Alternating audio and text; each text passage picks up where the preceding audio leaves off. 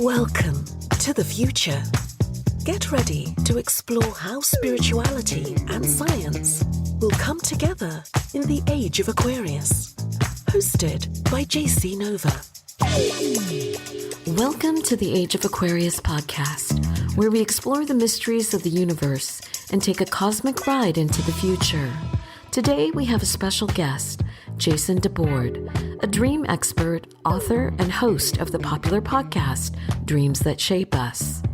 With years of experience studying the art of dream interpretation, Jason has written several books, including the Dream Interpretation Dictionary and Dreams 123, to name a few. Join us as we dive into the fascinating world of lucid dreaming, prophetic dreams, and more, and discover the secrets of the unconscious mind. Whether you're a lucid dreamer or just starting to explore the world of dream work, Jason has plenty of insights and advice to share. So sit back, relax, and get ready to journey into the realms of dreams with us. This is the Age of Aquarius podcast, and we're about to take you on a wild ride through the world of dreaming. Enjoy the show.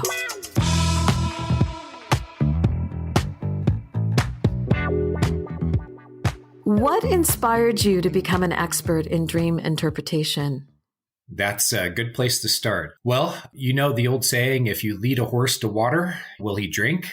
And I was the horse. I was a junior or so in college. I was in my early 20s, and I felt like there was something missing from my life.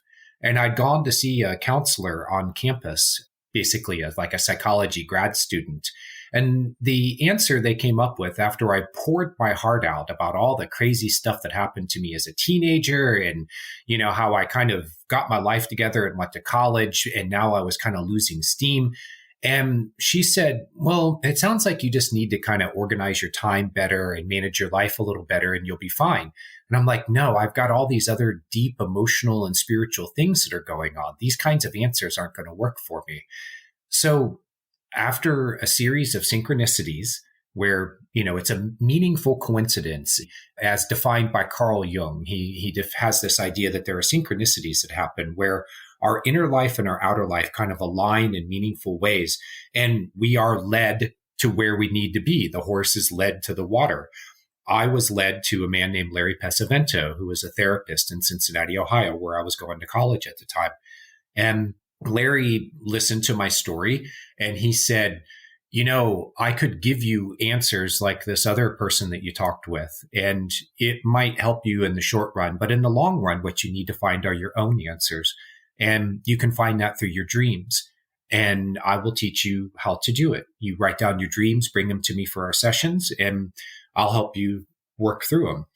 And there is the living water. The magic happened because I started quickly being able to connect the content of my dreams with what was going on in my life.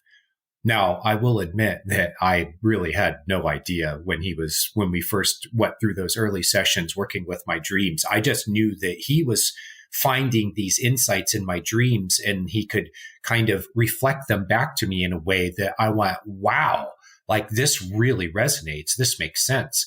So it was like, you know, when you find something that really ignites you, that it wells up from deep inside you and it leads you to something that you've been looking for and you haven't found another way to it, to the deeply meaningful, spiritual, heart-based side of yourself. By learning dream interpretation, it got me into myself in a deeper sort of way. I was living on the surface of myself, and suddenly the door opened and I could see inside of myself. I could see into areas of myself that had been dark in the sense of unknown to me. And it turns out this is what dreams really do. We can get into it more in our conversation, but dreams lead you into the dark areas of your own mind and shine a light into them. So it was fascinating to me and I was off to the races. I started studying all the luminaries of dream psychology and then learning how to apply it to myself in my life really opened up the door for me to become what I am considered today, which is an expert in dream interpretation. So thanks for asking. So how does a person look at a common dream and decipher which one is just a regular dream versus one that holds special significance that they should pay attention to? Well, they will sense it when they wake up. The importance of the dream reaches out to you and you feel it. You know subconsciously while you're dreaming what is really going on behind the scenes because you are creating your dreams. I call this simple fact number one about dreams. And when I teach audiences that are new to dream interpretation, I start them off with this simple fact. You created your dreams, so you must know subconsciously what they mean. So when you have a dream that stands out to you, you're more engaged with it. You feel more emotional affect from it. Those are the ones that are more important. We can dream for up to half the night. So if you sleep for 8 hours, that's 4 hours of dreaming. Take that 4 hours and divide it in roughly half. Half of it will be in what's called non-REM dreaming. These are more thought-like experiences. These are more surface experiences of dreaming. There's a lot going on behind the scenes, but what you are seeing and experiencing as you're dreaming is really more, it's not really experiential. It's not really grabbing hold of your emotions. Now take the other half of that 4 hours, and that's when you are in the REM stage of dreaming, when you have the most vivid and intense dreaming. You experience the dream as a participant. The dream creates a scenario, a story, and you walk into it as a participant, as an actor in the story. You engage with it, and it affects you personally. It affects you emotionally. Those are the dreams that will stand out to you. Now, you can have 2 hours of that type of dreaming in a night, and you might remember 5 or 10 minutes of it. What you remember will most likely be the stuff that is the most important for you to remember. There is something behind the scenes that is helping you to create your dreams. It's known as the unconscious mind. It is the original mind of the human species. It's the mind of nature that has been handed down to us through thousands of generations of evolution. That part of your mind is behind the scenes and observing you and everything about your life. And nightly, when you go to sleep, it decides what the highest priorities are. It says, what do we need to work on? And then it goes to work, and it creates like a simulated classroom environment for you to learn in. And when I say simulated classroom, I don't mean like school classroom, but in the sense of it is a space for you to learn in through simulations. For any of the nerdy Star Trek fans out there, it's like the holodeck. The holodeck, they would create these simulated scenarios to walk into and help them to learn things. That's exactly what your dreams are doing for you. The dreams that are the most important will stand out to you. And there is one other thing. That part of your mind, the unconscious, it's crafting your dreams.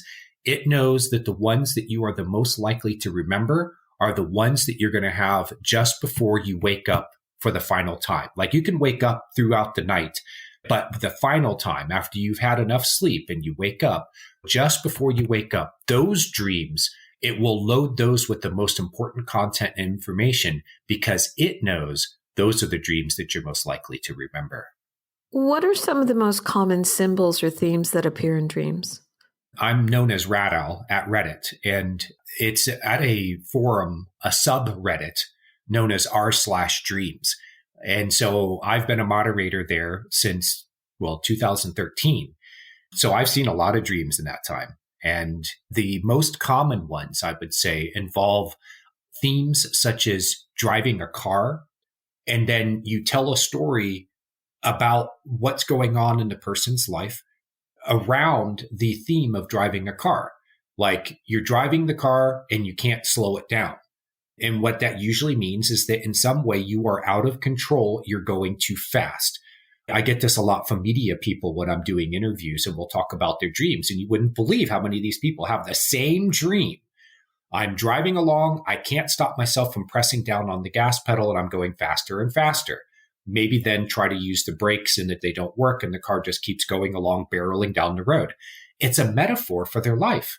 They're very involved in their careers and their lives are very busy. And the dream creates a metaphor of a car that's going faster and faster. That's a way of saying that their life is going too fast. And then when you try to press on the brakes and the brakes don't work, the car, that means that they can't slow themselves down. You can start there. and go off into so many describe different situations in life. If the car is going in circles, it can mean you are going in circles. If the car is going backwards, it can mean that you've taken a step back or you've had a setback. In some way, things are going in reverse, meaning it's going the wrong direction. Instead of making progress, you're regressing. So driving in a car, flying in a plane, exploring a house or living inside of a house is a very common theme. Sex is also pretty common. And I will say about that subject, rarely is sex actually what you see is what you get. That rarely happens in dreams. So sex dreams are usually more about what you're integrating personally into yourself, what you're intimate with, what you are emotionally and heart-based connected with. There's all kinds of different themes that it can then take off. The dreaming mind can tell all kinds of different stories, just starting with that one basic theme.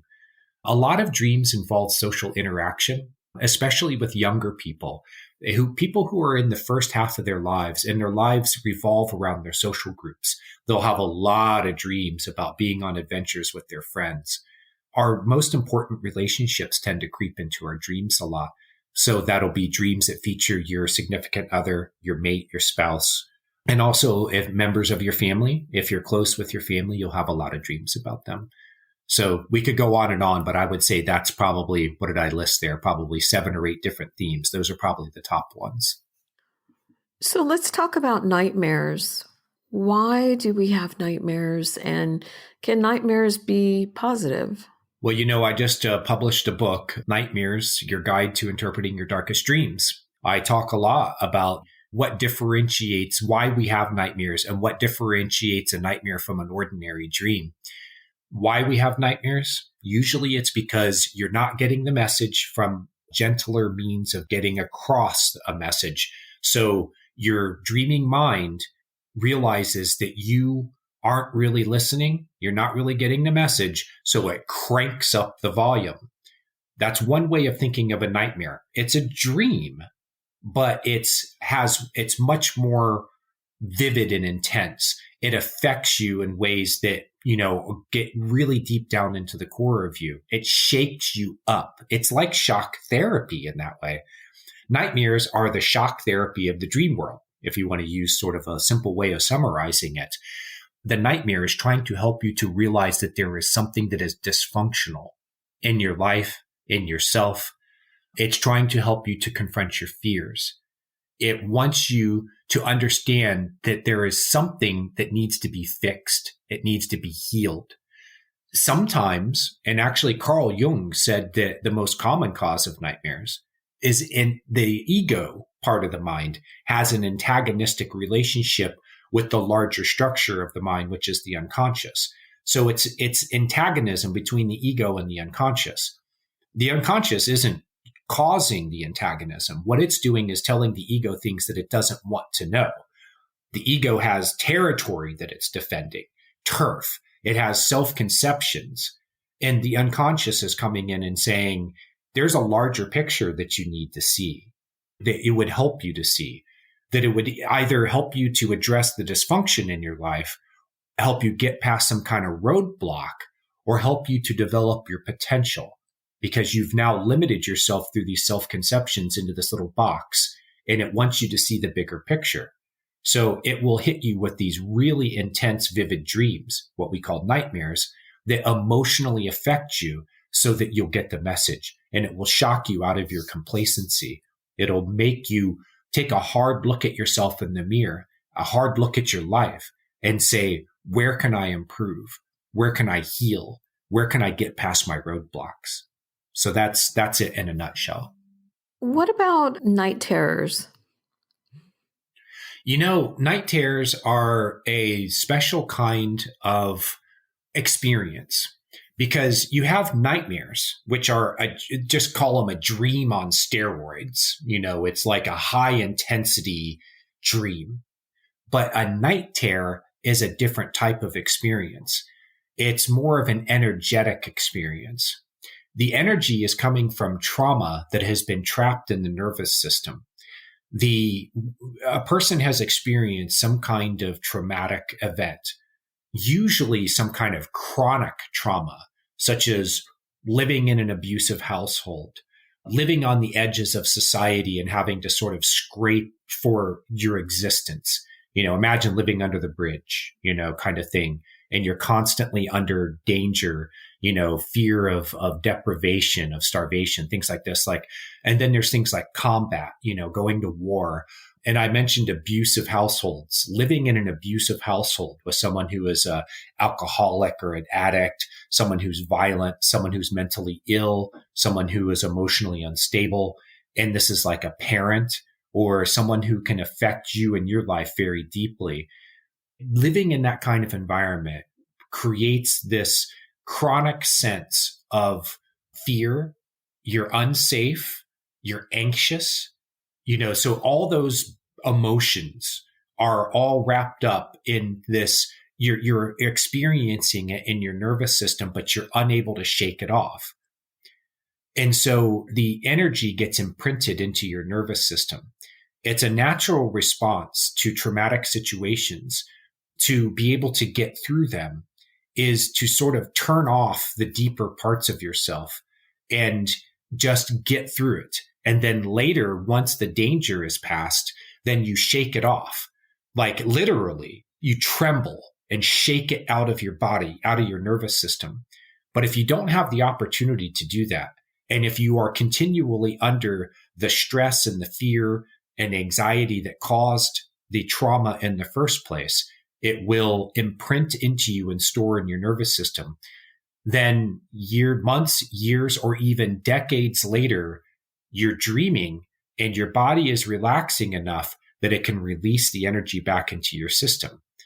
And all of the power and affect of it come and hit you.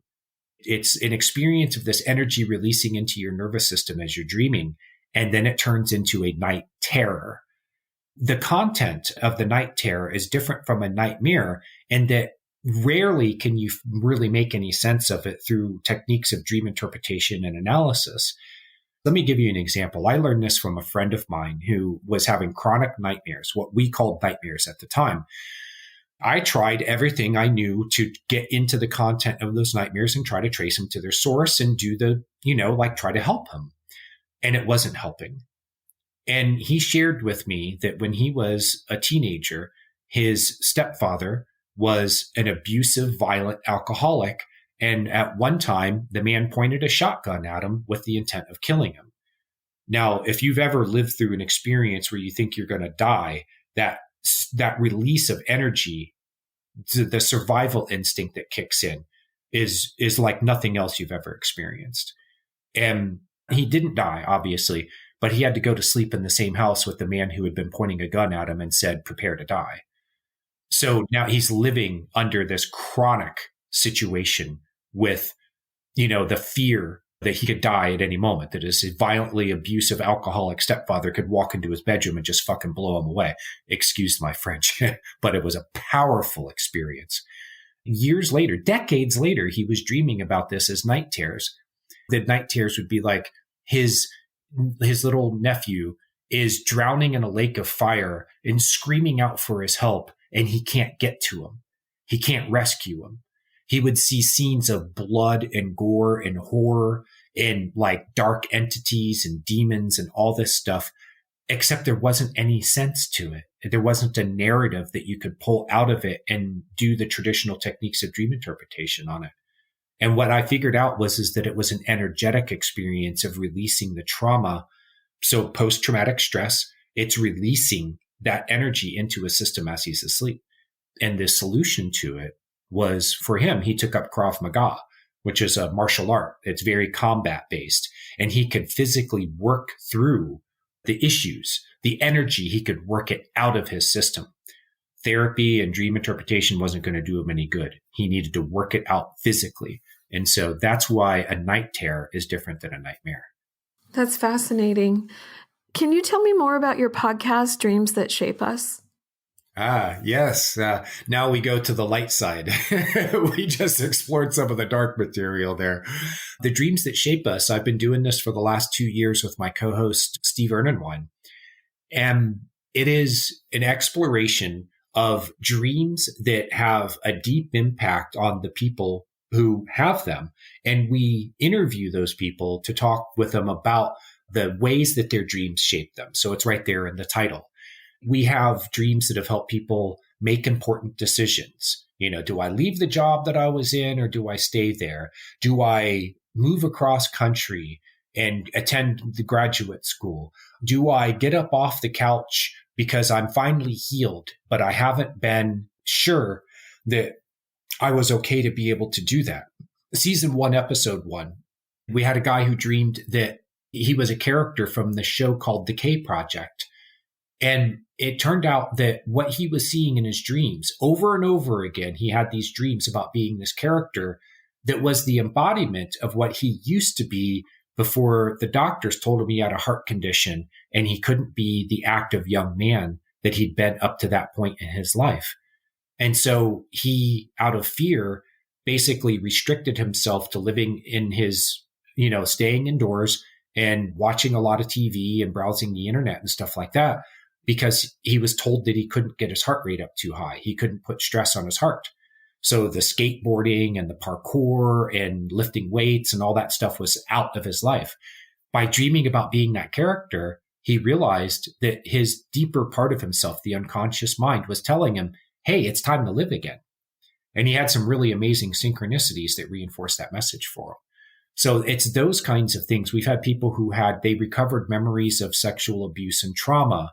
We've had people who had dreams that helped them to understand and deepen their relationships with their loved ones that helped them to shift careers, to take up hobbies and artistic endeavors. We show how dreams are deeply meaningful and that it's well worth your time to track your dreams and to spend the time to try to understand them. On the podcast, do you talk about lucid dreams? Can you talk a little bit more about what is a lucid dream and how it's different than a regular dream? We do. My co-host, Stephen, had life-changing experiences in his lucid dreams. And so he's very much the expert at it. We have explored the subject in several of the episodes. The difference is, while a lucid dream is when your rational mind is active while you're dreaming, and it usually means that you become aware that you're dreaming. See, in an ordinary dream, you are usually unaware that you're dreaming, and the rational part of your mind in the prefrontal cortex is actually shut off. So you go into the dream space with a different version of yourself. In fact, in the study of dreams, we call it the dream ego. The regular ego has that rational component of the mind along with it. But when you go into the dream without it, in a non-lucid dream, you're bringing your self-identity into the dream, but you're not bringing your ordinary rational mind with you. That's why you can see things like, say an animal that's a fusion of different kinds of animals. It's one part lion, it's one part goats, it's one part ram, and you can look at it and go, well, that makes perfect sense, because the rational part of your mind is not switched on. When you become lucid, that rational part is switched on. And now you can actively participate in the dream, consciously and rationally participate in the dream. You can allow the dream to proceed as it normally would, but with your being more conscious of yourself and what's going on. Or you can decide that you want to have an experience when you're dreaming. I like to fly when I become lucid. It's usually the first thing I do when I realize I'm dreaming, and I go, cool, let's fly, because it's a wonderful experience. It's a full body nervous, even though it's a dream body, it's not your physical body. It feels as if you are in the air flying like a bird or flying like, Superman or whatever. And then there's other things that people like to do. They could have their favorite, have a fantasy that they want to experience. They could decide that they want to know what it's like to see the Earth from orbit. And then you basically just request it. I want to be in outer space. And if you can believe that it's possible, then the dream will respond by creating it for you. When I used that analogy earlier, like the holodeck from Star Trek, and that's what dreaming is like, a lucid dream allows you to program the holodeck yourself to set the parameters for it. You can also use lucid dreaming for other things, very deeply personal and spiritual things. You can say, for example, show me what I most need to know right now. And it will visualize it for you, or it will create a scenario or an experience for you. You could say, I want to meet my spirit guides. And next thing you know, the holographic environment shifts to create a scene where you can meet with your spirit guides. Anything you want. I've had people in lucid dreams who said, I want to meet God. And then they're pulled out into this place deep in the universe somewhere, and they have a sense of the awe-inspiring presence of a supreme creative being. Or it might be something where it's not even a being. Like it might show you something that is completely outside of what your understanding is at that time. Like it could take you and show you God, and it's a big tree. It's a star. It's something that inspires awe in you. So yeah, the lucid dreaming is fascinating. We do explore it a lot on the podcast. And we've explored the various ways that it can be used for healing and for growth. In fact, I would recommend season 3, episode 1. We had Professor Scott Sparrow on the show, who wrote the first book in the Western world. It was during the 1970s. He wrote a book about lucid dreaming. It was called Lucid Dreaming, Dawning of the Clear Light. And it was before Robert Wagner's seminal book on lucid dreaming came out. And he talks about his experiences that led him to become lucid and to experience things in those lucid dreams that were mystical and extremely powerful and life-shaping for him. Fascinating interview. So season 3, episode 1 with Scott Sparrow. Check it out. And if you want to learn more about lucid dreaming. That's great. I'm definitely going to check out that episode. Let's talk a little bit about dreams and synchronicity and how they intersect. Like, what is the relationship between the two? Wow. We've done some episodes on that too. Let's define for the listeners what synchronicity is. It's a concept that Carl Jung, the Swiss psychiatrist, came up with in collaboration with Wolfgang Pauli, who was a physicist who won a Nobel Prize. They worked for 20 years to try to scientifically explain a phenomenon that both of them had observed and experienced, which is when something aligns meaningful between your inner world and your outer world. Now, I'll give you an example from Carl Jung's life. He was very much a scholarly man. He had a tremendous amount of output in many, many books that he put out on many obscure subjects. He delved into some territory of like alchemy and esotericism and mysticism because he was trying to understand consciousness. He had one day that he was at an impasse with something. It was a rare field of knowledge that he needed to know more about. And he didn't have the resources for it. Now, this is like, let's say it's 1930. You couldn't just go on the internet. To be able to find some of these obscure sources of information could take you months or years of searching. He had a feeling. He told his secretary, he said, keep an eye out for a book in the mail today. And she's like, what book? He's like, I don't know. It's just going to come and it's going to be the book that I need. A month before then, a man had mailed a book that he'd written to Carl and asked him to review it. It got through the mail. It took a month to get to him in Switzerland. It arrived that day, and it was exactly what he needed. So a month before he realized that he needed it, someone on the other side of the world decided to send Carl a copy of his book and ask him to review it. Like, this is mind-boggling coincidence, right? But it's not coincidence. It's a meaningful coincidence. And that is the easiest way of defining what a synchronicity is. According to Jung and Pauli, there is a connection between a person's inner world, the world of mind and spirit, and a person's outer world, which is what we know as the material world. What they said is that they are a continuum. And by a continuum, you think of it as like a spectrum. You have mind on one end, you have matter, the world of matter, physical matter on the other end. They are a continuum. If you start off in the mind and you go deep, deep, deep, deep down into yourself, Jung did it through meditative techniques. He found that at the very bottom of his mind, he went into the world of physical matter, and his mind could influence and shape that world. It's a continuum. Mind and matter are the same. Now, mystics and different philosophies and stuff have been telling us this for thousands of years, that the objective world of physical matter is actually a reflection, maybe even created by the inner world of mind. And this is where Wolfgang Pauli came in, because he was a quantum physicist.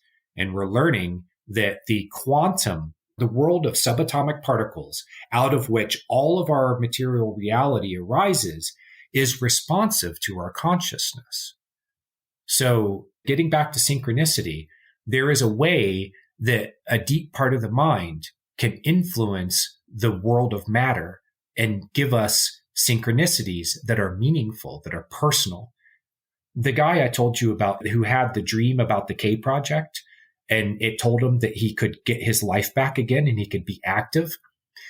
This series of dreams hit him for like a month, and there were amazing synchronicities that happened. But the final one was the icing on the cake. He was sitting there with his journal. He'd been journaling all these dreams and then using it like a diary to write about this experience, amazing experience that he was having. He was listening to a song playlist. He said he had hundreds of songs on like MP3s on his computer, and he had it on shuffle. So it was just playing random songs out of his song catalog. A song came on as he was writing, and he was thinking to himself, I've got to get back to the life that I had before, like before he became sick. He was thinking, maybe these dreams are telling me that I can have my life back again. And right at that moment, there was a song that came on. And the chorus of the song was, I've got to get back to the life I had before. The exact thing that he was thinking at that moment. Now, I think most people have experienced something like that, where something that they are thinking or feeling gets reflected back to them from their physical environment, and it seems to be meaningful in a way that resonates.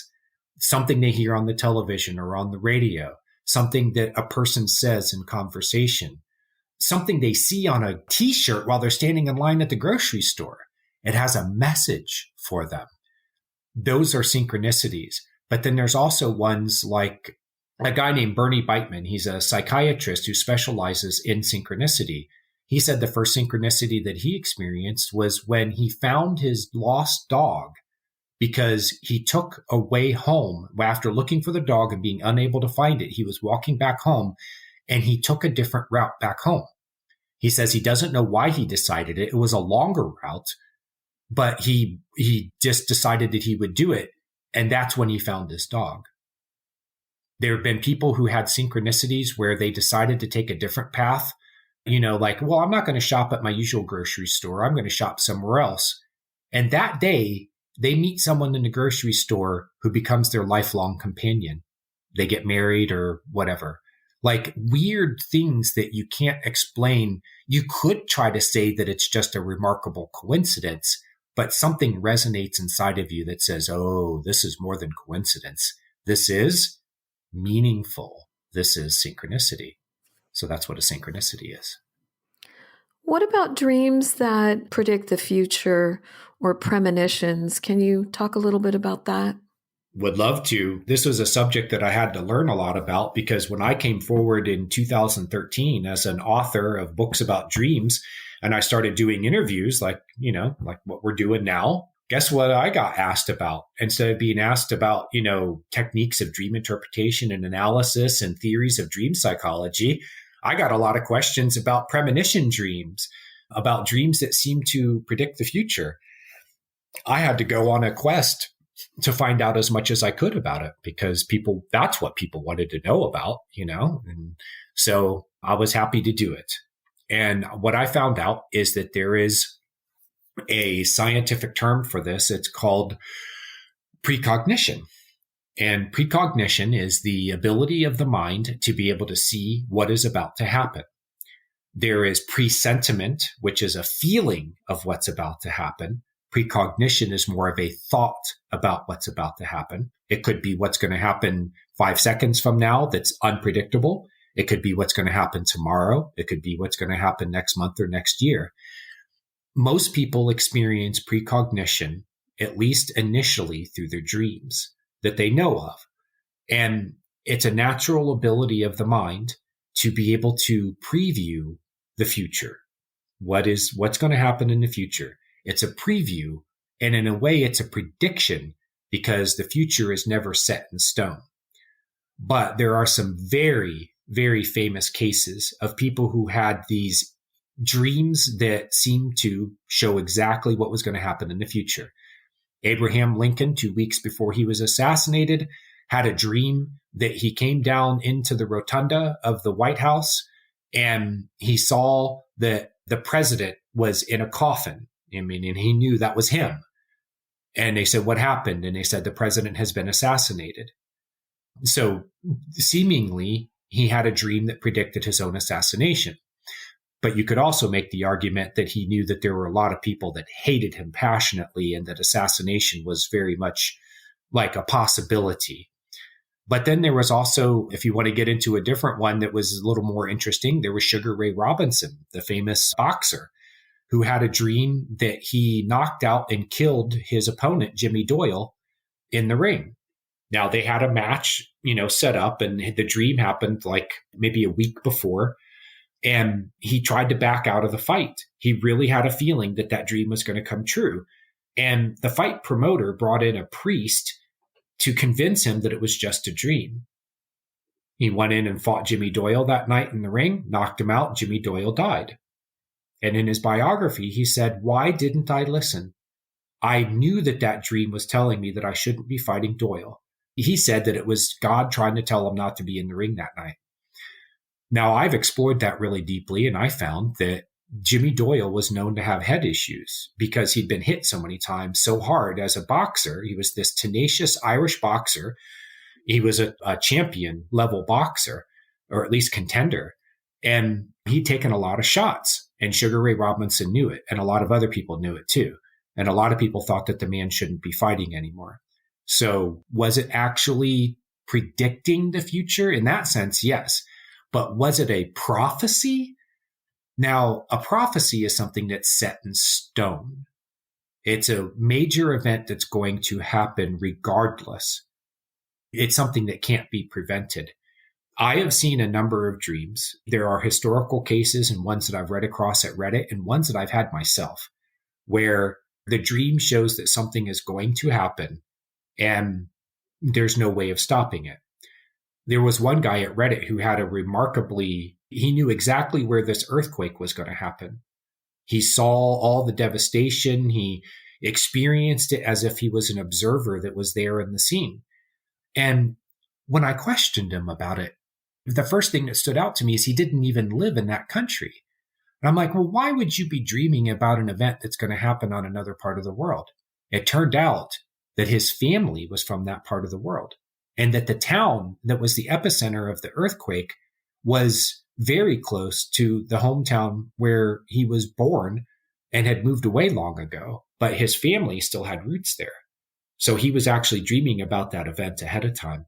And I've seen this happen quite a number of times with other people. But here's the thing, most people, their dreams, their precognitive dreams, they don't seem to be predicting major events. They show you like snippets of conversation that you're going to have. It happened to me the other day. My brother was down visiting, helping to move our dad into a new apartment. And I was driving down the road. My brother's in the seat next to me. And I suddenly got that deja vu feeling. Like, holy crap, this is so familiar. Why is it familiar? And I realized that I dreamed about it. Just being in the car, driving down the road, having a conversation with my brother, looking out the window and seeing the scenery, the traffic, the mountains in the background. Like it was all suddenly very familiar. And it was because I dreamed about it.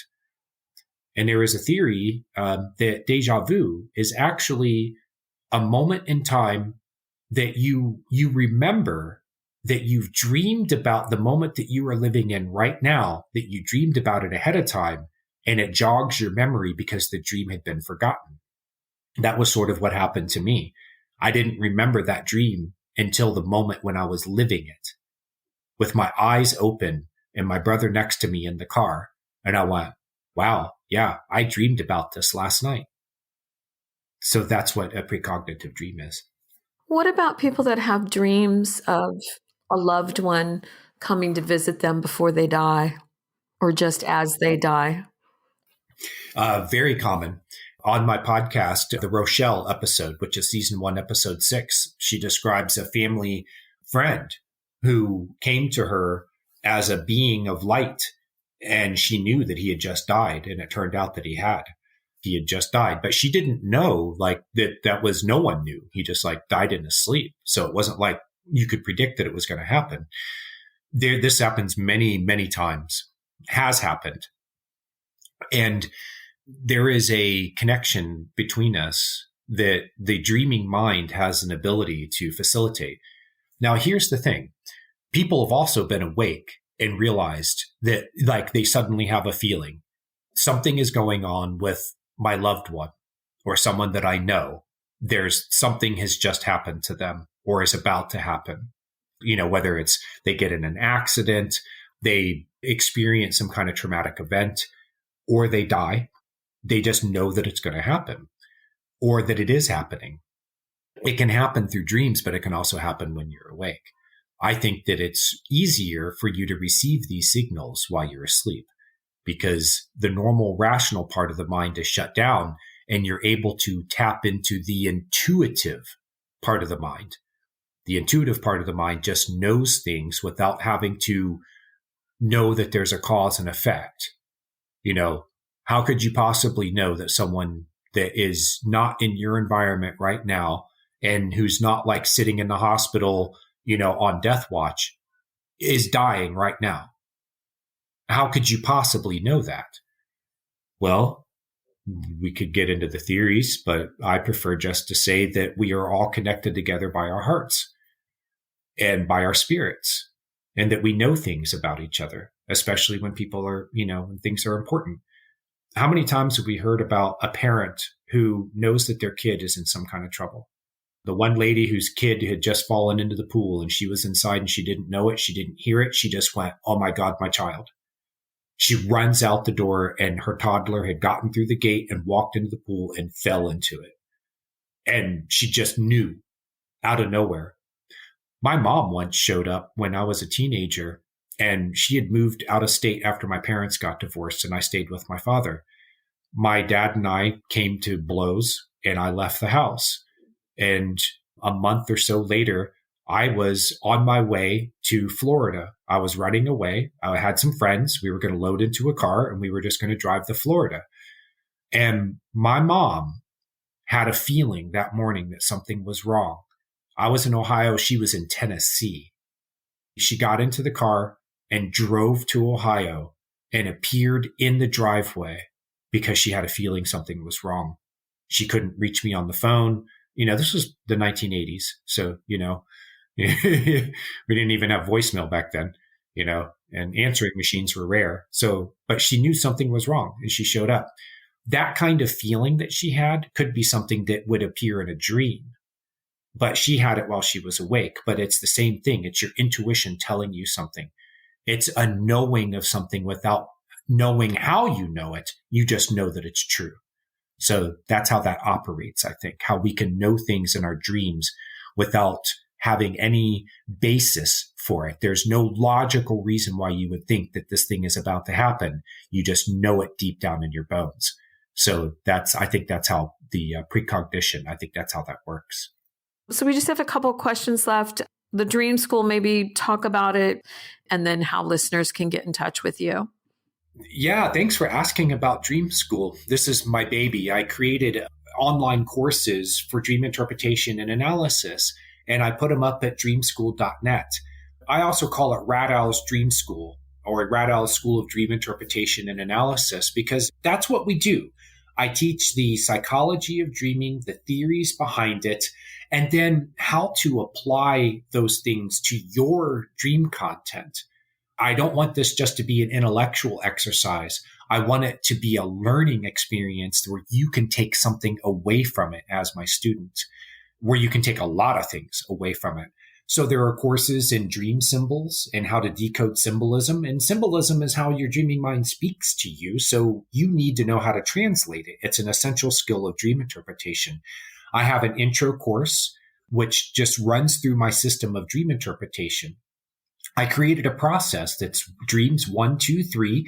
It's a process of dream interpretation. You can learn about it at dreams123.com, by the way. Right there it is, spelled out for you. Then I also have courses on what's called dream resolution. It's what is a dream telling you that you can walk away with and apply it to your life for your enrichment and your growth and your healing. I use a lot of examples of people that I've worked with and their dreams and what they took away from them that could be used for their benefit. And then one of my favorites, probably the favorite, is Dreaming for Love and Relationships. It's a course that I offer that helps people to understand that part of dreaming. They may have never had any interest in their dreams before, but I tell you, you have a dream where they find the love of their life and now they're very interested in dream interpretation because they have something very personally important to them that draws them into that part of their life. They want to know, am I really going to find the love of my life? And usually what the dream is pointing you towards is to learning how to love yourself first. But, I won't want to give away too much because I want you to take the course. So yes, that's at dreamschool.net. So thanks for asking about that. I would love for more people to be able to access those courses and get the learning material and the benefit from them. What advice would you give to someone that's new to dream interpretation? Well, I would say go to dreams123.com and read my 3 simple facts and 3 simple steps. There's 3 simple facts about dreams. One is subconsciously, you know what your dreams mean.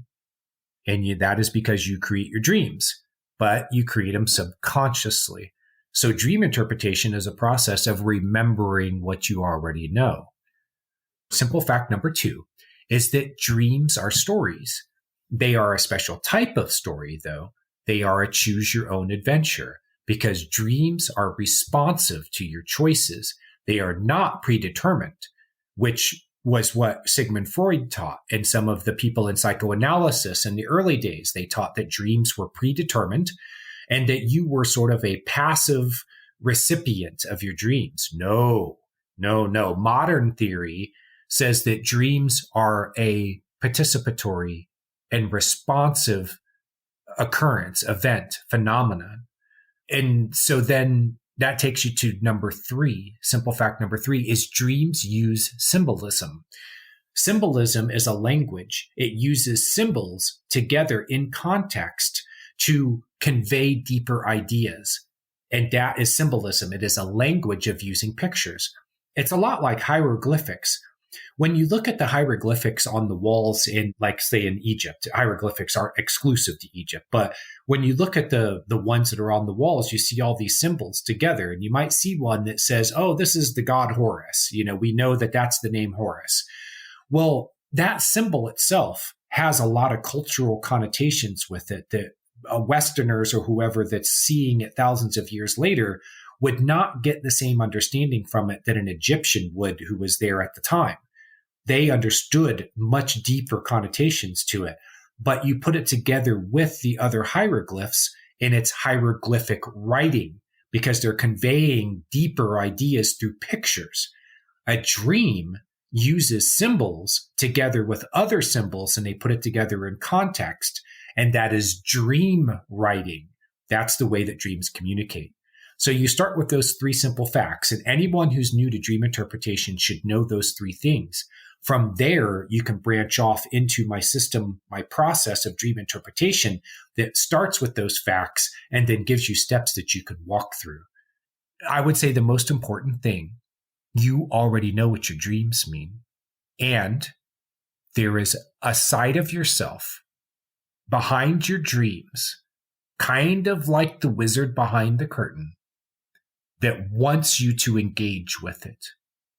Whether you're dreaming or you're asleep, it wants your attention. It wants your engagement.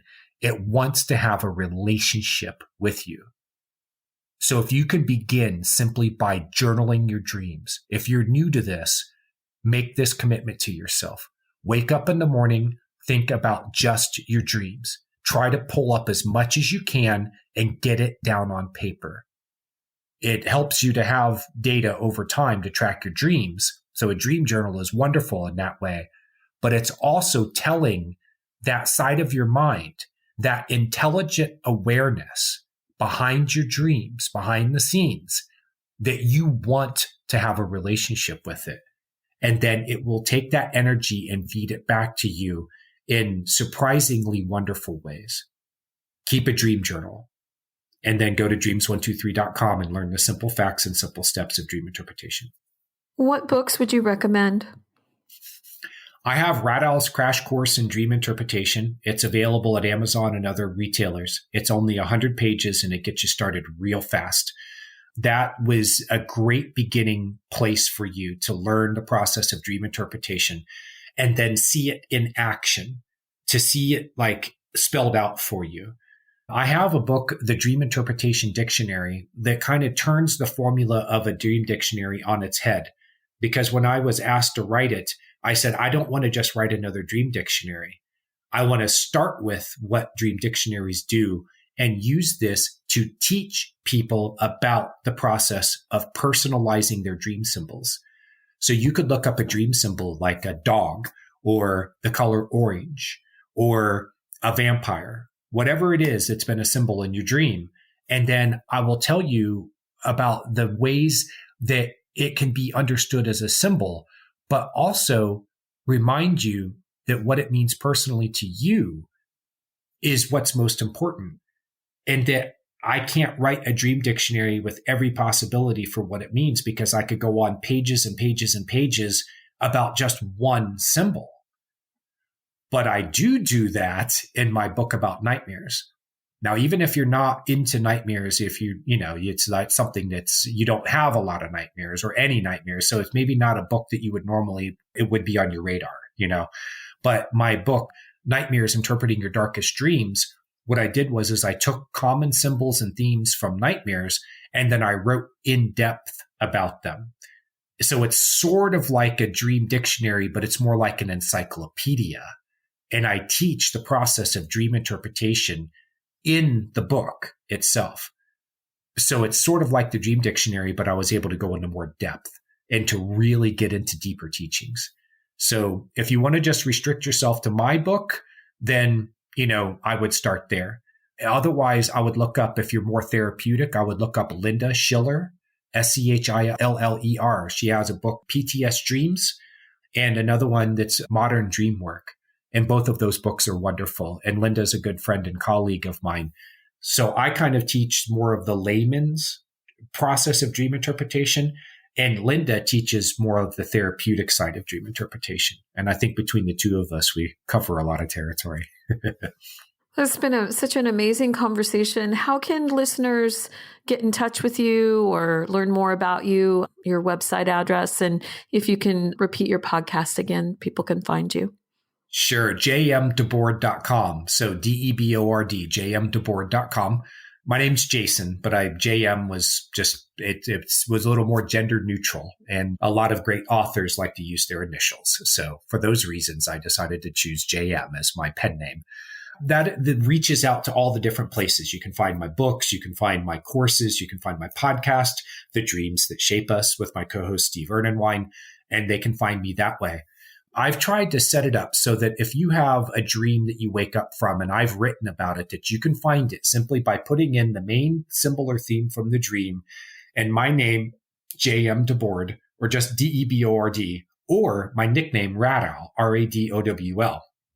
So if it's like you had a nightmare and you want to know more about nightmares, you could put in Radowl nightmares into a search and it will find what I have written about nightmares. Or you could put in J.M. Debord and recurring dreams, and it will find what I have published online about it. I have several websites, and I've been doing this for a long time where I've been putting content out there. Dreams123.net is a site that I've maintained for 10 years now. And I've put a lot of content there, a lot of information about dreams and specific themes and symbols, and then general information about the psychology behind dreams and, sort of the steps for understanding them and personalizing your dreams, understanding the content and doing something with it, like doing something actionable that is for your enrichment and benefit. So jmdebord.com, start there. And I'm all over the place. I've done a lot of media interviews, but I would really love for people to get into the podcast. If they like podcasts and if they're listening to your show, then they obviously are podcast listeners. They can get a lot of what I teach, but also what these other people are teaching. And it's not just my show anymore. It's my co-host, and it's also our guests who have a lot of great things and wisdom to share about dreams. So thank you for asking. And the podcast is called Dreams That Shape Us? Yes. Dreams That Shape Us. It's on all the major platforms. Well, thank you, Jason, so much for being on the show. It's been such a great conversation, and I'm looking forward to listening to some of the episodes. Well, thank you for having me on and showing the interest. You asked some great questions, and I really love it when people have done their homework. You obviously know about me and my work, and I appreciated your questions and helping me to reach your audience. So thank you for that, and I look forward to running across you again in the future. Thanks again for joining us on this cosmic journey through the Age of Aquarius. We hope you enjoyed today's episode and learned something new about the world of dreams. Don't forget to hit that follow and like button so you never miss another episode. This is JC Nova. Until next time, stay curious, and thanks for listening.